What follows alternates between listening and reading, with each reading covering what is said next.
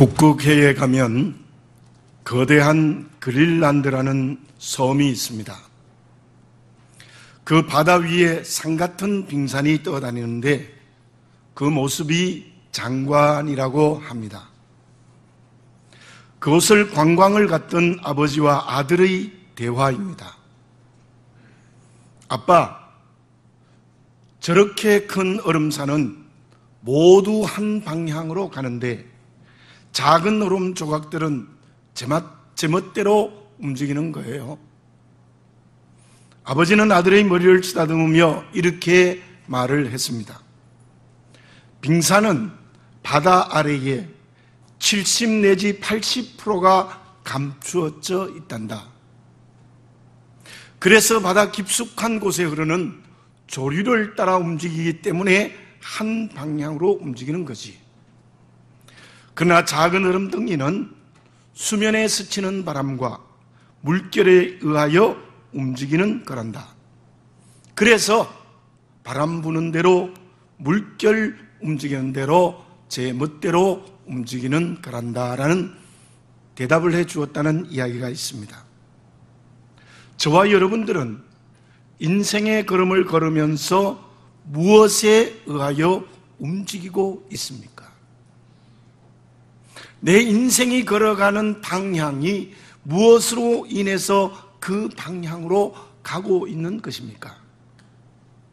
내 인생의 주인이신 하나님이 뿌리가 기초가 되어서 그 하나님으로 인하여 인생의 길을 걸어가고 있습니까? 아니면 눈에 보이는 물결과 같은 것, 또한 이익에 급급한 바람과 같은 순간적인 것에 내 인생을 맡기고 이리저리 그 물결과 바람 같은 이익과 쾌락과 재미있는 것으로 이리저리 움직이고 있지 않습니까?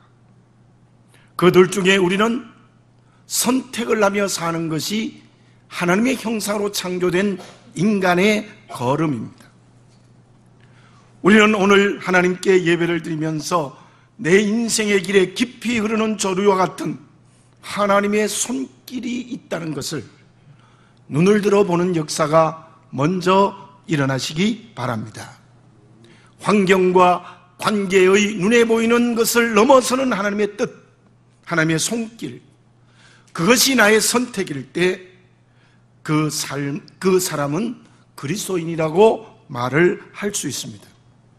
이 환경에서는 어떤 이익이 내게 올까?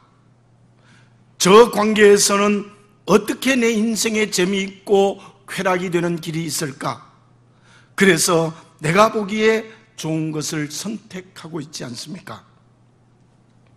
지금 우리가 말씀을 묵상하고 있는 내용에 열왕기하서를 읽어보면 이런 내용이 있습니다. 아수르 왕 사네립이 군사를 이끌고 예루살렘을 포위합니다. 북쪽을 멸망시키고 난 다음 남쪽 유다도 이제 넘보고 있는 상황입니다. 환경과 상황을 보면 끝이에요. 이제는 남쪽 유대가 살아갈 길이 없습니다. 그런데 열왕기하서 18장 36절에 보면은 그 유다 백성들이 대단합니다. 랍사게를 통하여 백성들을 협박합니다. 너희들이 히스기야 왕을 따르겠느냐, 아수르 왕 사네립을 따르겠느냐 택하라.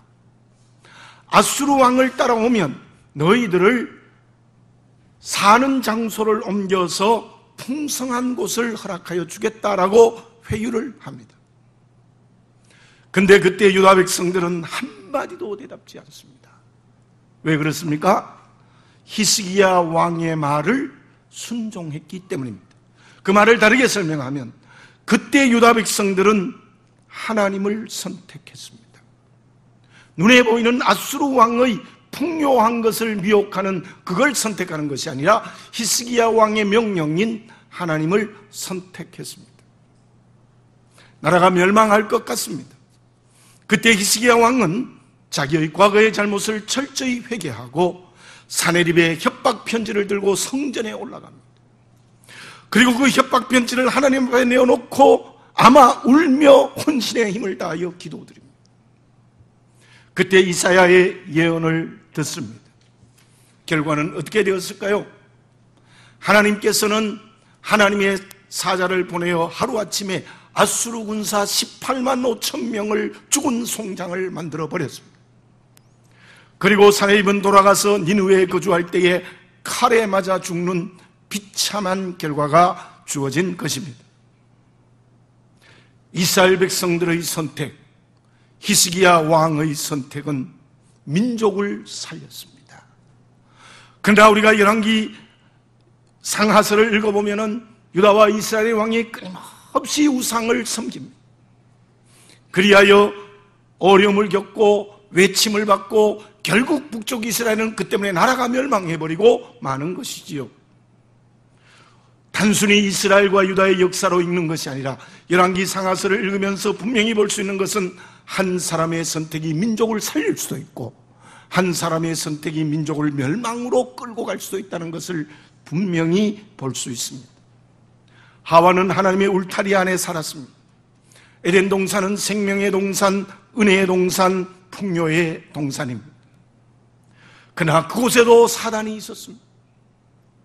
선악과를 따먹으면 너는 하나님의 자리에 올라갈 것이다. 그 미혹에 빠져서 그 선악과를 따먹어버렸고 그로 말미암아 하와의 영이 죽었고 혼자 죽는 것이 아니라 우리 모든 인류가 그로 말미암아 우리의 영이 죽는 죄로 죽는 상태로 살아가게 된 비참한 결과가 주어졌습니다. 오늘 아침에 일어나서 어떤 넥타이를 맬 것인가, 어떤 옷을 입을까의 선택은 보기 좋을 수도 있고 조금 어울리지 않을 수도 있습니다. 그러한 선택은 어떻게 선택해도 별 상관이 없습니다. 그러나 하나님이냐 사단이냐 이 둘 중에 하나를 선택하는 것은 생명과 멸망이 결정되는 것입니다. 우선 눈에 이익이 되는 것 같고 우선 눈에 잘 될 것 같고 우선 성공하고 형통할 것 같지만 그것이 사단의 미혹이라면 우리는 그것을 선택하면 안 됩니다. 힘들고 어려워도 하나님을 선택하는 길이 생명의 길입니다. 하나님은 저와 여러분들에게 선택할 수 있는 자유를 주셨습니다. 저와 여러분들은 지금 무엇을, 누구를 선택하며 살아가고 있습니까? 여호수아서 24장 15절에 보면은 여호수아가 이 세상을 떠나면서 유언과 같은 말을 백성들에게 합니다. 너희가 섬길 자를 오늘 택하라. 오직 나와 내 집은 여호와를 섬기겠노라. 우리의 의지가 하나님의 형상으로 창조된 것이라면 오늘 이 시간 그 의지에 성령으로 기름 부음 받는 역사가 일어나시기를 바라겠습니다. 그로 말미암아 우리의 의지의 선택은 언제나 하나님이 되시기를 바라겠습니다. 그 사람이 지혜 있는 그리스도인입니다. 그 사람이 생명과 은혜의 길을 걸어가는 사람입니다. 그러면 하나님을 선택하는 그리스도인이 된다면 어떤 인생의 길을 걸어가는 사람입니까? 어떤 삶의 길을 걸어가는 사람이 하나님을 선택하는 믿음의 길을 걸어가는 사람입니까? 아마 만든 이야기일 것입니다. 제가 책에서 읽어보았습니다. 바다 거북이와 토끼가 경주하면 누가 이기겠습니까? 우리는 토끼와 거북이의 경주를 너무 잘 알죠. 근데 이분은 바다 거북이와 토끼가 경주하면 바다 거북이가 이기는 세 가지 방법이 있다. 그렇게 얘기해요. 첫째로는 바다에서 경주하면 된다는 거예요. 나도 얘기하겠는데 그 쉽게 첫째 번째 방법, 바다에서 경주하면 이긴다. 그런데요, 바다 거북이는 바다에서 굉장히 빨라요. 박태환 선수가 수영을 할 때 최고의 속도로 달려도 시속 6km입니다.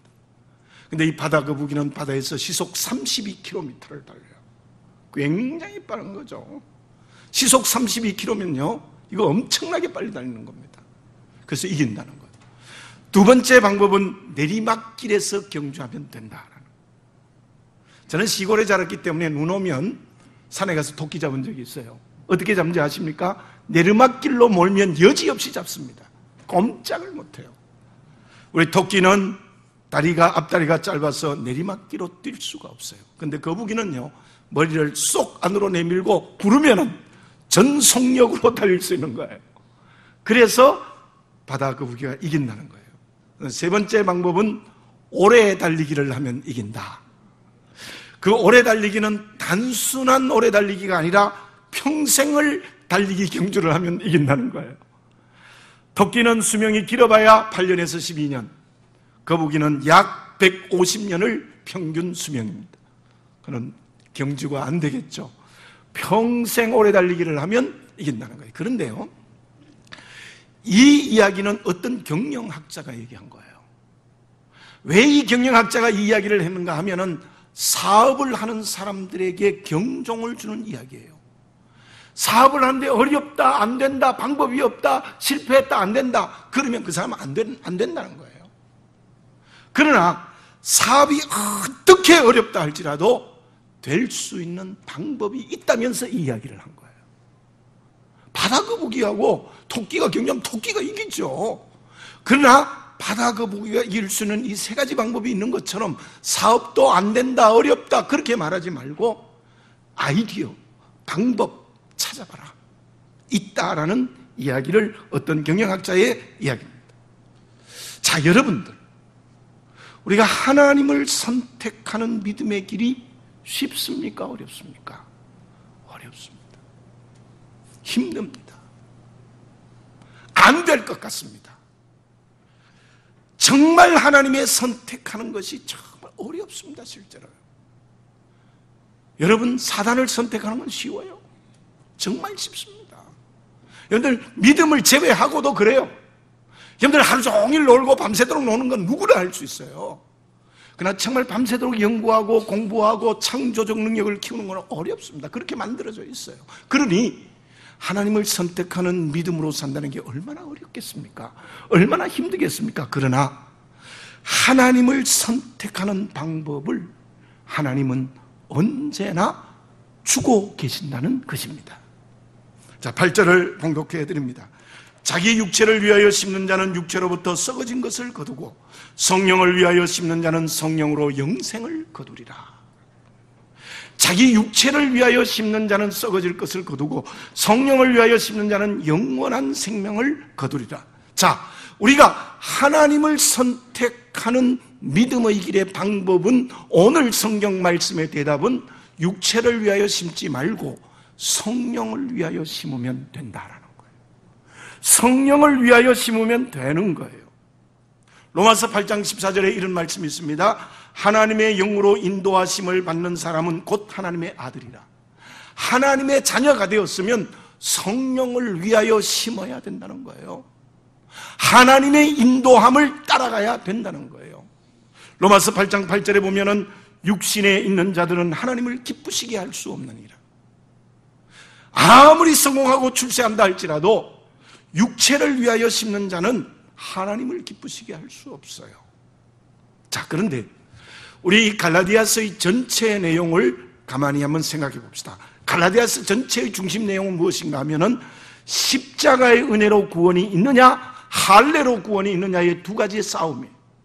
그래서 바울이 분노하며 쓴 편지가 갈라디아서. 그런데 십자가의 은혜로 구원받은 사람은 그리스도 안에 있는 사람이다, 그렇게 설명하고, 할례로 구원이 있다고 율법을 따라가는 사람은 그리스도 밖에 있는 사람이다, 이렇게 설명해요. 예, 앞부분을 한 장 넘기셔서 갈라디아서 5장 6절에 이런 말씀이 있습니다. 그리스도 예수 안에서는 할례나 무할례나 효력이 없으되 사랑으로서 역사하는 믿음뿐이니라. 그리스도 예수 안에서는 할례 무할례 상관없고 십자가의 은혜로 구원받는 믿음밖에 없다는 내용이에요. 그 앞부분의 4절에 보면은 율법 안에서 의롭다함을 얻으려 하는 너희는 그리스도에게서 끊어지고 은혜에서 떨어진 자로다. 할례로 구원을 얻고자 하는 자는 그리스도에게서 끊어지고 은혜에서 떨어진 자다, 그렇게 설명하고 있습니다. 그래서 오늘 이 본문의 말씀을 어떻게 해석할 수 있는가 하면, 성령을 위하여 심는 자는, 즉 성령의 인도함을 따라가는 사람은 그리스도 안에 있는 사람입니다. 그러나 육체를 위하여 심는 자, 하나님의 은혜를 부정하고 할례를 따라가는 사람은 그리스도 밖에 있는 사람이라는 거예요.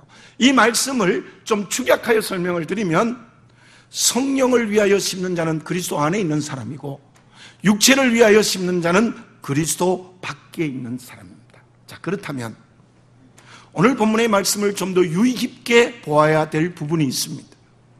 본문의 말씀이 제가 지금까지 설명한 구원의 문제로 성령을 위하여 심는다, 육체를 위하여 심는다라고 구분하고 있습니까? 아니면 말씀에 순종하느냐 순종하지 않느냐에 따라서 그리스도 안과 밖을 구별하고 있습니까? 기도의 유무에 따라서 성령을 위하여 심는다, 육체를 위하여 심는다 그렇게 설명하고 있습니까? 특히 복음 전도의 유무에 따라서 그리스도 안에 있다, 그리스도 밖에 있다고 구별하고 있습니까? 물론 그렇게 이해할 수도 있습니다. 또한 본문의 맥락에서 그 내용으로 설명해도 틀렸다고 말을 할 수는 없습니다. 그러나 갈라디아서 마지막에 쓴 바울의 의도를 제대로 발견할 필요가 있습니다. 제가 본문의 말씀 6절을 읽어보겠습니다. 가르침을 받는 자는 말씀을 가르치는 자와 모든 좋은 것을 함께 하라. 여기에서 가르치는 사람은 누구이고 가르침을 받는 자는 누구이겠습니까? 목회자와 성도, 그렇게도 설명할 수 있는데요. 근데 더 중요한 것은 그 당시에 말씀을 가르치는 자라는 것은 복음 전한 자입니다. 그런데 복음 전한 자는 그때 몹시 가난했어요. 얼마나 가난했는가 하면 바울은 고린도에서 복음 증거하기 위해서 장막을 깁는 노동을 했어요. 일용할 양식이 없어서. 근데 그 당시 초대교회 때는 복음 전환자가 아주 가난했거든요. 그래서 모든 좋은 것을 함께 하라는 뜻은 복음 전도자에게 물질적인 어려움에 동참하라는 뜻이 분명합니다. 이건 모든 학자들이 인정하는 거예요. 그리고 7절을 봉독해 드립니다. 스스로 속이지 말라. 하나님은 업신여김을 받지 아니하시나니 사람이 무엇으로 심든지 그대로 거두리라. 하나님을 속일 수 없습니다. 어떻게 하나님을 속여요? 그래서 심은 대로 거둔다라는 농사의 비유를 하고 있는데, 이 농사의 비유를 했다는 것은 분명히 이 부분에서의 문제는 물질 문제예요. 물질 문제예요. 그리고 드디어 9절 말씀에 보면 8절 말씀에 보면 이런 말씀이 있습니다. 자기 육체를 위하여 심는 자는 육체로부터 썩어질 것을 거두고 성령을 위하여 심는 자는 성령으로부터 영생을 거두리라. 이렇게 육체를 심는 자와 성령을 위하여 심는 자가 구별되어 이렇게 말씀한 이유는 6절 7절에 나타난 물질 문제임이 틀림이 없습니다. 그리고 10절에 보면 그러므로 우리는 기회에 있는 대로 모든 이에게 착한 일을 하되 더욱 믿음의 가정들에게 할 것이다. 이 말씀도요, 우리가 그 당시의 교회 안에 물질적으로 가난한 성도들이 있었다. 그 물질적으로 어려운 성도들을 구제하는 일을 너희들이 하라는 의미가 이 말씀 속에 있습니다. 그러므로 오늘 본문의 말씀 갈라디아서 마지막에 나타난 성령을 위하여 심는다, 육체를 위하여 심는다, 그리스도 안에 있다, 그리스도 밖에 있다는 것은 물질 문제예요. 무슨 말씀입니까? 너에게 주어진 물질을 성령을 위하여 심으라. 그게 하나님을 선택하는 길이라는 거예요. 너에게 주어진 물질을 육체를 위하여 심지 말라. 그 육체를 위하여 심는 길은 멸망의 길을 걸어가는 것이다 라는 말씀이 본문의 중심 요지입니다. 돈은 꽃이다 라는 동화도 있고 책도 있습니다. 제목이 똑같습니다. 돈은 꽃이다. 그 내용은 무엇인가 하면 결국은 돈은 쓰레기가 될 수도 있고 꽃도 될 수가 있는데 돈을 꽃이 되게 하라는 것이 그 책의 내용이에요. 많은 얘기가 나옵니다. 하루에 $5를 받는, 품삯을 받는 철도 노동자가 이런 얘기를 합니다. 나는 하루 품삯 $5를 위하여 일하는 것이 아니라 좋은 철도를 만들기 위해서 일을 한다. 그런 내용도 있고요. 사라진 월급 봉투 대신에 용돈 봉투를 만들어서 사랑의 편지를 붙이는 부부 이야기도 있고요. 아들이 아버지에게 2만 원을 드리면서 아빠 식사 한번 합시다, 아버지 식사 한번 합시다 라는 아름다운 이야기도 있고요. G224 사장인 김승호 씨는 물질에 대해서 이런 얘기를 합니다. 너무 길면 위험하고 너무 짧으면 아프기 때문에 돈은 손톱과 같아. 그런 말을 하기도 했어요. 여러분, 돈은, 저는 이 책을 읽고 참 감동을 많이 받았는데요. 과거에도 제가 한번 이 말씀을 드렸는지 모르겠는데요. 돈은 꽃입니다. 그리고 그 소제목 가운데 큰 제목에 이런 내용이 있어요. 돈은 낙엽처럼 태울 줄 알아야 한다. 그런 말도 적혀 있어요. 정말 돈이 얼마나 좋은 꽃과 같은 것입니까? 물질이 칼이 되어 어떤 데는 사람을 죽일 수도 있고, 물질이 칼이 되어 아름다운 요리를 만들 수 있는 것입니다. 물질은 손톱과 같기도 하고 칼과 같기도 하고 꽃이 되기도 하고 쓰레기도 되기도 한다는 것이 그 책의 내용입니다. 여러분, 우리가 아무리 말해도 돈 문제, 물질 문제가 가장 가깝습니다. 가장 가까워요. 그 물질이 정말 성령을 위하여 심는 자라면, 그 물질이 그리스도 안에서 사용되어진다면 그 사람은 하나님을 선택하는 사람입니다. 그 물질이 육체를 위하여 심고 그 물질이 그리스도 밖에서 사용되고 된다면 그 사람은 사단을 선택하는 것입니다. 우리 예수님의 비유를 한번 봅시다. 부자와 거지 나사로의 비유. 부자는 어떻게 했습니까? 큰 부자인데 지옥불에 떨어졌습니다. 그 이유가 무엇입니까? 사치하고 호의호식했습니다. 아름다운 옷을 입고 좋은 음식을 먹고 좋은 집에 살았습니다. 참 화려하게 호의호식하며 살았습니다. 그러나 또 한 가지 결정적인 잘못은 문간에 있는 거지 나사로에게 밥 한 톨도 주는 일을 하지 않았습니다. 오직 자기를 위하여 물질 만세를 부른 그런 결국 꺼지지 않는 불에 들어갔습니다. 그야말로 육체를 위하여 물질을 심은 자였지요. 존 웨슬레 목사는 이런 얘기를 했습니다. 물질은 세 가지 의미가 있어야 된다. 첫째는 열심히 정직하게 돈을 벌어라. 두 번째는 근검절약하여 그 돈을 저축하는 습관을 가져라. 그리고 세 번째 중요합니다. 가장 중요한 것은 그 돈을 생명 있는 곳에 나눌 줄 아는 사람이 되라. 그 얘기를 했습니다. 하나님은 우리에게 분복대로 물질의 기업의 축복을 주셨습니다. 정직하게 물어보시기를 바라겠습니다. 내가 그 물질을 시장을 보든지 자녀 학비를 주든지 어떻게 사용하든지 간에 그 물질이 그리스도 안에서 성령을 위하여 심고 있습니까? 그 물질이 그리스도 밖에서 육체를 위하여 심고 있습니까? 바울은 디모데에게 어떤 말을 했습니까? 그 물질이 육체를 위하여 심고 그 물질이 그리스도 밖에 있으면 일만하게 뿌리가 된다 그랬어요. 일만하게 뿌리가 된다 그랬어요. 그러나 그 물질이 성령을 위하여 심고 그 물질이 그리스도 안에서 심어지면 정말 오늘 본문의 말씀이 있는 대로 많은 열매를 맺는 놀라운 생명의 역사가 일어나는 것입니다. 무엇이 하나님을 선택하는 것이고 무엇이 사단을 선택하는 것입니까? 물질을 그리스도 안에서 성령을 위하여 심으시는 저와 여러분들이 되어져야 될 줄로 믿습니다. 그러면 그 물질이 성령을 위하여 심는 자가 되기 위해서 우리가 가져야 될 자세가 있습니다. 덕이 있습니다. 그 자세가 무엇입니까? 세계 2차 대전 때의 일입니다. 미국이 사이판과 괌과 티니언 섬으로 되는 마리아나 제도 또 이오지마를 확보하는 전쟁이 일어났어요.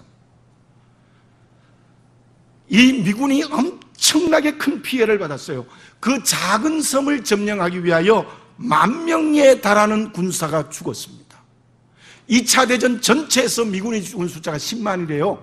그런데 그 작은 섬 하나 차지하는 데의 전쟁이 10,000명의 군인이 희생되는, 엄청나게 희생되고 그 섬을 점령했대요. 왜 그렇게 큰 희생을 감수하며 그 성을 점령했는가? 그 섬을 점령함으로 말미암아 P-51 머스탱 전투기의 작전 거리가 일본 본토가 그 안에 들어왔대요. 그 섬을 지배하지 않으면, 교두보가 되지 않으면 일본 본토를 폭격을 할 수 없대요. 그 당시로서는. 그래서 결국 B-29 폭격기가 1945년 8월에 히로시마와 나가사키에 원자폭탄을 투하함으로 말미암아 일본이 항복하고 그 세계대전은 종전이 되는 역사가 일어났죠.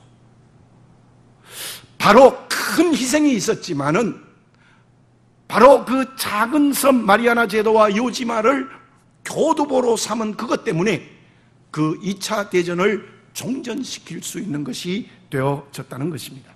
제가 전쟁의 이야기를 했는데요. 물질을 성령을 위하여 사용하는 것도 비슷합니다. 분명한 것은 물질을 그리스도 안에서 사용하고 성령을 위하여 심으면 손해날 수 있습니다. 희생이 될 수 있습니다. 1만 명의 군인이 죽는 것처럼 내게 손해가 날 수 있어요. 그럼에도 불구하고 그리스도 안에서 성령을 위하여 물질을 심어야 된다는 것입니다. 마태복음 7장 21절에 이런 말씀이 있어요. 나더러 주여 주여 하는 자마다 다 천국에 들어갈 것이 아니요 다만 하늘에 계신 내 아버지의 뜻대로 행하는 자라야 들어가리라. 아버지의 뜻대로 행해야 된다. 주여 주여 하면서는 내 멋대로 살아가면 안 된다는 거예요. 그렇다면 그 말씀은 주여 주여 부르면서 성령을 위하여 물질을 심을 때 그 사람이 천국 백성이 될 수 있습니다. 그러나 주여 주여 하면서 물질을 이기적 욕심을 위하여 육체를 위하여 심으면 그리스도 밖에 심으면 천국 백성이 될 수 없다는 단언하는 내용이에요. 그런데 그 물질을 성령을 위하여 심는 데는 앞에서 계속 말씀드린 대로 희생과 손해가 따라올 수 있습니다. 자, 그러면 근본부터 한번 생각해 봅시다. 첫 번째 질문을 제가 해봅니다. 나는 누가 만들었습니까?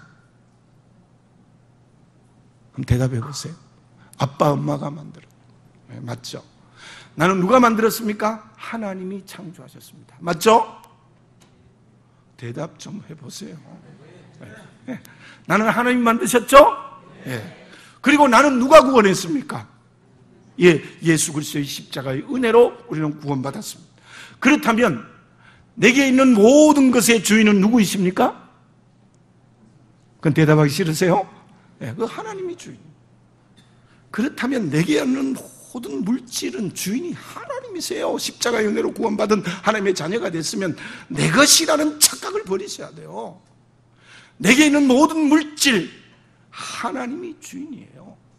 하나님이 주인이니까 하나님의 뜻대로 사용해야 되죠. 성령을 위하여 심어야 되고 그리스도 안에서 사용해야 되죠. 어떤 손해가 나고 어떤 희생이 나도요. 아까워도 그렇게 해야 되죠. 그런데 그게 쉽지 않아요. 그래서 9절에는 이런 말씀을 합니다. 우리가 선을 행하되 낙심하지 말지니 포기하지 않으면 때가 이름에 거두리라. 선을 행하라. 그리고 그 일을 할 때 낙심하지 말라. 포기하지 말라. 여러분들 물질을 성령을 위하여 열심히 심으면 손해가 나고 희생이 나면 아깝고 낙심하고 포기하게 될 수 있습니다. 그렇게 하지 말라는 거예요. 그런데 여기에 낙심하지 말라, 포기하지 말라는 말씀은 그 원어가 현재 가정법이에요. 현재 가정법이라는 것은 무슨 뜻인가 하면 한 번만 하라는 것이 아니라 계속해서 반복적으로 하라는 하나님의 명령이에요. 우리가 물질을 성령을 위하여 심고 물질을 그리스도 안에서 사용하는 것을 낙심하지 않고 후회하지 않고 포기하지 않는 것을 계속 일평생 하라는 거예요. 한 번만 하면 안 된다는 거예요. 계속해서 하라는 거예요. 그래서 분명한 한 가지 말씀을 드립니다. 물질을 성령을 위하여 심고 그리스도 안에서 사용하면 희망의 사람이 되는 겁니다. 때가 이름에 거두리라. 희망을 하나님께서 때가 이름에 거둔다고 했으니 내가 그 희망을 붙들고 오늘 성령을 위하여 심는 거예요. 농부가 봄에 씨를 뿌릴 때 무엇을 보고 심습니까? 가을의 열매를 희망하고 심는 거 아닙니까? 그죠? 그처럼 우리가 오늘 물질을 성령을 위하여 심고 그리스도 안에서 사용하는 것은 내게 주실 하나님의 주시는 열매를 보고 오늘 심는 거예요. 다시 말씀드리면 우리가 물질을 성령을 위하여 심는 자는 희망을 가지고 합니다. 절망의 사람 그거 못해요. 희망을 가지는 사람만이 그 일을 할 수 있습니다. 삭개오를 보십시오. 주님 앞에 철저히 회개할 때 그 회개가 그냥 말로만의 회개였습니까? 재산의 절반을 가난하게 나누어 주겠습니다. 토색한 것이 있으면 4배 나갔겠습니까? 뭐 재산 없어지는 거예요, 거의. 그래서 기쁨으로 그걸 한 거예요. 왜요? 때가 이름에 거둔다는 구원과 상급을, 희망을 가졌기 때문입니다. 제가 며칠 전에 가족관계 증명서를 뗄 일이 있어서 동사무소에 갔어요. 제가 아직 이게 능력이 없어가지고요. 보니까 그냥 떼는 데는 사람들이 많아가지고 또 줄을 서고 거긴 돈이 1,000원이래, 1,000원. 근데 그 기계가 있는데요. 기계에 떼면은 400원만 주면 된대요. 여러분들 한번 해봤습니까? 저 400원을 넣고 했거든요. 굉장히 복잡하더라고요. 뭐 손을 이렇게 눌리니까 실패했습니다. 또 하라, 또 하라, 또 하라 그러더니만 나중에 됐어요. 근데 마지막에 또 무엇이 나오느냐 하면 공개, 비공개 이렇게 나오더라고요. 그러면 제가 공개를 눌러야 되는데 이거는 남에게 들키면 안 되겠지 싶어서 비공개를 눌렀더니 나온 종이에 전부 주민등록번호 별표로만 짝짝짝 나왔어요. 안 된다. 그래가지고 다시 400원을 넣고 그렇게 이번엔 성옥에서 냈는데요. 동사무소에 나오면서요, 400원이 얼마나 아까운지요. 아깝더라고요. 제가 어떤 분하고 같이 하는데 집사님 나 너무너무 아까워. 목사님 아깝습니다. 아까워. 400원도 아깝습니다. 그죠? 400원도 낭비하면 아까운데 우리가 정말 물질을 성령을 위하여 심고 그리스도 안에서 사용한다는 게 절대로 쉽지 않습니다. 그런데 그 일을 감당하기 위해서는 주의 말씀이 희망이 돼야 돼요. 때가 이름에 거두리라. 때가 이름에 거두리라. 그 희망을 붙들면 오늘 가능한 거예요. 가능한. 그리고 이 말씀은요, 여러분들 또 하나 분명히 기억해야 될 것은 소극적인 의미로는 물질을 낭비하면 안 돼요. 물질을 낭비하지 마세요. 웨슬러의 말씀처럼, 목사님 말씀처럼 저축하는 습관이 좋을지도 몰라요. 그러나 스크리치가 되면 안 되겠지만 물질을 낭비하면 안 돼요. 제가 우리 교회가 여기에서 맨 땅에서 예배를 드리면서 제가 계속 여러분에게 말씀드린 거 있습니다. 우리가 작은 돈은 아끼자. 낭비하지 말자. 전기 하나라도 끄고 정말 우리 돈을 아껴서 우리가 건축하는데 정말 하나님 앞에 귀여움 받도록 하자. 그 이야기를 했어요. 그러면서 제가 한 가지 또 덧붙였어요. 큰 돈은 쓰자. 우리가 베트남의 교회 건축하는데 얼마가 들더라도 쓰자. 선교하고 구제하는 데는 가능하면 크게 쓰자. 그게 성령을 위하여 심는 자일 것입니다. 작은 돈은 아껴야 돼요. 그러나 하나님을 위하여 큰 일을 할 때는 과감하게 쓸 줄 아는 사람이 어쩌면 희망을 가진 성령을 위하여 심는 자일 수도 있습니다. 여러분들 희망을 가지십시오. 소망을 가지십시오. 분명히 때가 이름에 거둡니다. 어느 정도 거둘까요? 30배, 60배, 100배일까요? 저는 그것을 넘어선다고 생각합니다. 그 희망을 붙들고 오늘 늘 아깝고 정말 그 손해나고 희생이 되어도 성령을 위하여 그리스도 안에서 열심히 물질을 심는 그리스도인이 되시기를 바라겠습니다. 그때 어떤 결과가 주어지겠습니까? 제가 계속 말씀드렸어요. 7절에 보면 스스로 속이지 말라. 하나님은 업신여김을 받지 아니하신다. 사람이 누구든지 심은 대로 거둔다. 여러분들 하나님이 우리보다 똑똑하시죠? 얼마나 똑똑하실까요? 전능하십니다. 하나님 모든 것 알고 있습니다. 하나님 속이려고 생각하지 마세요. 나를 속일 수는 있어요. 그러나 절대로 하나님을 속일 수 없습니다. 하나님은 업신여김을 받지 않는다. 옛날 성경, 개역 성경에는 만오리 여김을 받지 아니한다. 그 만오리란 말이 더 좋을 수도 있어요. 어쨌든 하나님을 속일 수 없습니다. 그리고 어떻게 된다고요? 심은 대로 거둔다. 어떻게 해요? 육체를 위하여 심은 자는 썩어질 것을 거두고 성령을 위하여 심은 자는 영생을 거둔다.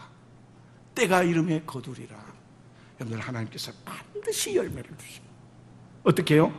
천국의 상급을 주신다고도 해석할 수 있어요. 상급 주시죠. 여러분들이 이 땅에서 물질을 성령을 위해서 그리스도 안에서 사용하면 천국의 상급 주세요. 어떤 상급일지 몰라요. 그러나 저는 믿습니다. 이 땅에서도 정말 우리가 참 유일한 장로님처럼 그 물질을 그리스도 안에서 성령을 위하여 심으면 반드시 하나님께서 이 땅에서도 물질의 기업이든지 무슨 기업에 주었는지 열매를 주실 줄로 믿습니다. 그게 소망이 되어서 살아가야 됩니다. 제가 한 번은 잠이 안 와서 2시까지 막 잠을 자려고 해도 새벽 4시에 일어나야 되는데 잠이 안 와요.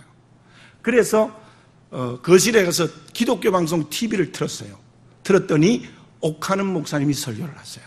설교를 하시는데 아마 그 재방송이었을 거예요. 지금 천국에 가셨지만 그때는 퇴직하시고 하신 설교였습니다. 그 설교의 내용이 여러 가지 말씀을 하셨는데 무엇인가 하면은 나는 평생의 목회가 제자 훈련을 했다. 그래서 많은 사람이 나보고 제자 훈련에 성공했다고 얘기한다. 목회에 성공했다고 얘기한다. 근데요, 이분은 이런 얘기를 해요.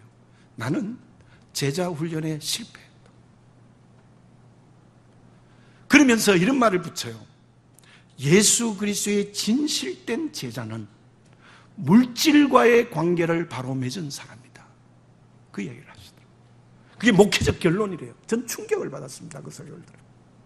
그분이 뭐 얼마나 대단하게 제자 훈련을 했고 얼마나 대교회를 만들었습니까? 근데 그분이 나는 제자 훈련에 실패했다. 정말 예수 그리스도의 진실한 제자는 물질과의 관계를 바르게 맺고 살아가는 사람이다. 그게 나의 목회적 결론이다. 그렇게 얘기했어요. 저는 마음에 충격을 좀 받았어요. 저는 그렇게 생각 안 했거든요. 좀 충격을 받았어요.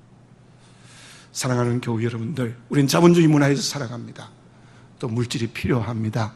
또 정상적으로 많이 벌어야 되겠죠. 그런데 정말 이 물질이 성령을 위하여 심고 그리고 그리스도 안에서 사용되는, 그게 어떻게 사용되어지는 간에 제가 앞에서 말씀드렸지, 시장을 보든지 자녀 학비를 주든지 뭐 어디 영화 구경을 가든지 뭐 또 하나님께 드리든지 어떻게 하든지 간에 그 쓰여지는 모든 물질이 내가 생각할 때 정말 그리스도 안에서 성령을 위하여 심는 자가 되시기를 바라겠습니다. 힘들고 어려워도 때가 이름에 거둔다는 희망을 붙들고 그 길을 걸어가시기를 바라겠습니다. 그 사람이 하나님을 선택하는 사람입니다. 기도드리겠습니다. 사랑하는 아버지 하나님, 하나님의 은혜를 감사합니다. 그냥 두었으면 죄로 죽었습니다. 그럼에도 불구하고 십자가의 은혜로 구원하여 하나님의 자녀 되게 해 주셨습니다. 사랑하는 아버지 하나님, 우리에게 있는 모든 은혜의 물질을 통하여서 성령을 위하여 심고 그리스도 안에서 사용케 해 주시옵소서. 때가 이름에 열매 맺어 주신다는 희망을 가지고 우리에게 있는 물질을 정말 성령을 위하여 심고 그리스도 안에서 사용하는 청지기가 되게 해 주시옵소서. 그때 하나님께서는 우리에게 열매를 주시며 크게 축복하시며 하나님의 사명을 감당할 수 있는 길을 열어주실 줄 믿습니다. 우리 교회 온 공동체도 우리 교회도 물질을 사용할 때에 성령을 위하여 심어 사용하는 교회가 될 수 있도록 늘 은혜 내려 주시옵소서. 아버지 하나님, 사단을 선택하는 어리석은 자가 되지 말고 하나님을 선택하는 지혜로운 그리스도인이 되게 해 주시옵소서. 예수님의 이름으로 기도드립니다. 아멘.